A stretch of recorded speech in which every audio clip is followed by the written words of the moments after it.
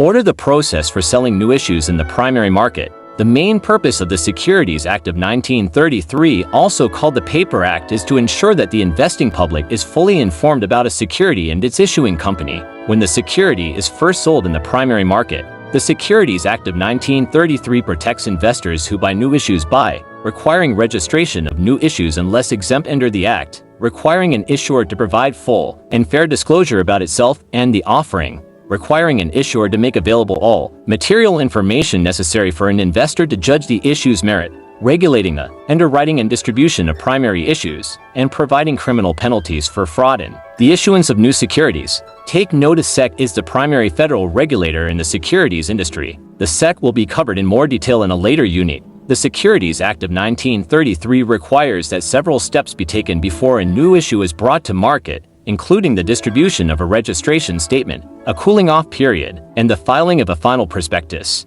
The registration statement: when an issuer desires to sell a security that does not meet one of the exemptions to registration under the Act of 1933 detailed later in this unit, the issue must first be registered with the SEC.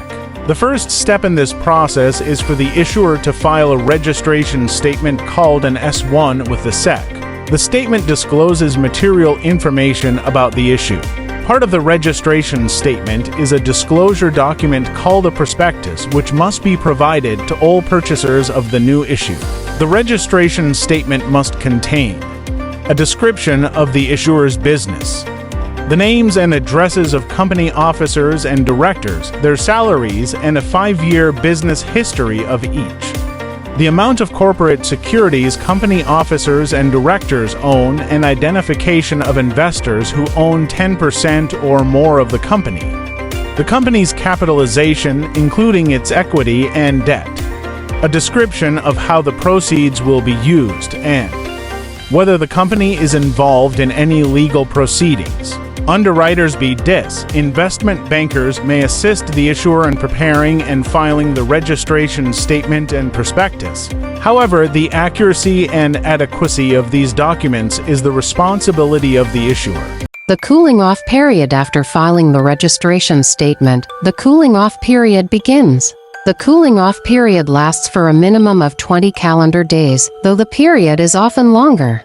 If the SEC finds that the registration statement needs revision or expansion, the SEC may suspend the review and issue a deficiency letter to the issuer of the securities. The 20-day cooling-off period resumes when the issuer submits a corrected registration statement. Note that it resumes where it left off and does not begin anew. During the cooling-off period, no one can solicit sales of the securities.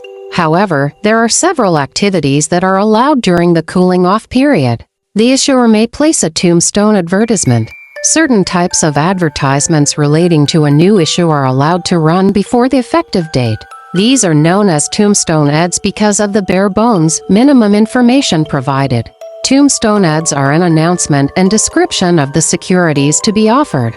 Tombstone ads are the only form of advertising that is permitted during the cooling-off period. Remember that the cooling-off period is the time between the registration filing with the SEC and the effective date when the SEC allows the security to be sold. While tombstone ads may run to announce a new issue during the cooling-off period, they are not required, and the ad does not need to be filed with the SEC. Tombstone ads may be placed by the issuer directly or with the assistance of the underwriters.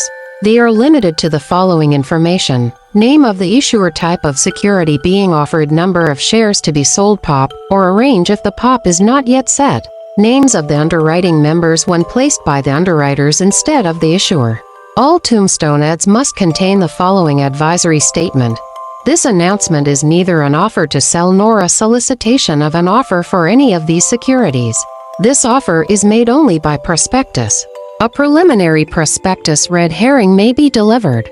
The preliminary prospectus, or red herring, can be used as a prospecting tool, allowing issuers and underwriters to gauge investor interest and gather indications of interest. The final price POP is not required for the preliminary prospectus, though a range is often included. The preliminary prospectus must be made available to any customer who expresses interest in the securities during the cooling-off period. Indications of interest may be gathered. An indication of interest is an investor's declaration of potential interest in purchasing some of the issue from the underwriter after the security is released for sale. An investor's indication of interest is not a commitment to buy because sales are prohibited until after the registration becomes effective on the effective date. An indication of interest from an investor is neither a commitment from the investor to buy nor a promise by the underwriter to sell. It is non-binding to either party. Also, no money changes hands. It is, in essence, an investor saying, "I might be interested, let me know when it becomes available." Due diligence takes place. Underwriters and selling group members examine the issue to determine for which customers the issue is suitable. Often, the managing underwriter and the issuer will have due diligence meetings to make a formal presentation to those representatives that may offer the security to their customers. State registration requirements, blue sky filings are addressed. In addition to the federal government, the individual states have securities laws. The process of coordinating the federal and the state registrations is called blue sky. When the proper forms have been filed, the security is registered in the states at the same time it is released for sale by the SEC. The release or effective date is reached. Sometime on or after, usually after 20 days of cooling off, the SEC will allow the security to be offered to investors. It is important to note that the SEC does not approve the issue. The SEC avoids language that sounds like an endorsement, preferring to say it allows the issue to be released. Starting on the release date, investors may purchase the issue.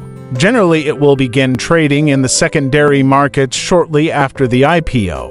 Final prospectus cooling-off period ends with the delivery of a final prospectus, which is made available at release. The final prospectus will be delivered to all who purchase the new security at the IPO.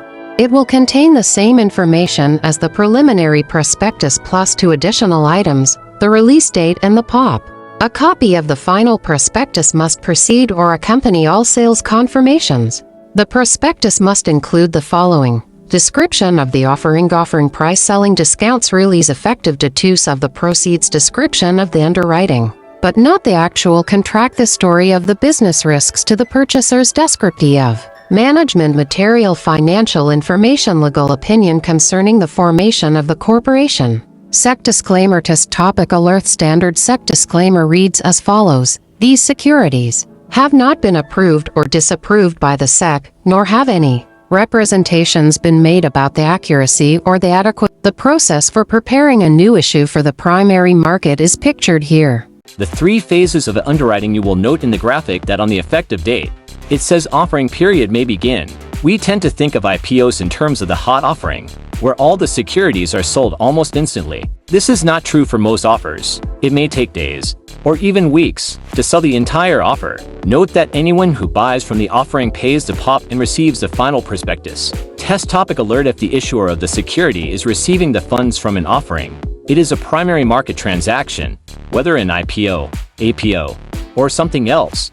If the issuer is getting the money, it is a primary offering. Take note, you may see the terms hybrid, split, or combination offering. A split or combination offering is an IPO in which a corporation allows some of the existing shareholders to sell their shares along with the newly issued shares. Usually these existing shareholders are early investors, founders, or key managers. This is a hybrid offer, with most of the money go into the corporation for the new shares and some go into individuals for their shares. Combination offerings are actually fairly common in large IPOs for hot companies, but the hybrid part is largely ignored by the press. Issuing a new security by shelf offering. Through a shelf offering registration, an issuer who is already a publicly traded company can register new securities without selling any of the shares until later. They may choose to sell some of the shares initially and wait to sell the remaining shares later. Once filed, the registration is good for 2 years and allows the issuer to sell portions of a registered shelf offering over the 2-year period without having to re-register the security. While the base rule for shelf offerings is 2 years, the vast majority of such offerings qualify for 3 years. This provision under the Securities Act of 1933 allows issuers to quickly raise capital when needed or when market conditions are favorable. Take note, for securities offered via a shelf registration, a supplemental prospectus must be filed with the SEC before each sale. From the primary market to the secondary market.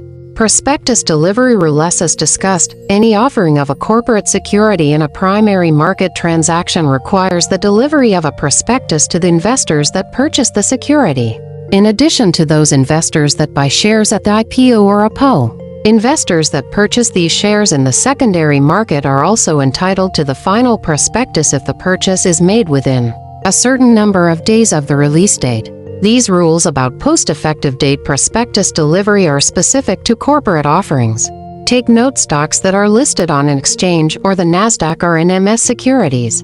Those that are not so listed are non-NMS securities. These concepts are covered in more depth in the lesson on trading securities in the secondary markets.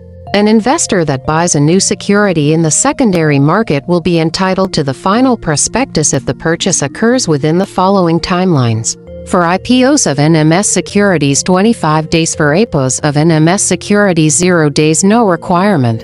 For IPOs of non-NMS securities, 90 days. For IPOs of non-NMS securities, 40 days. Access to a prospectus on the SEC website is sufficient to meet delivery requirements. NMS securities are defined in the Take Note earlier in this section.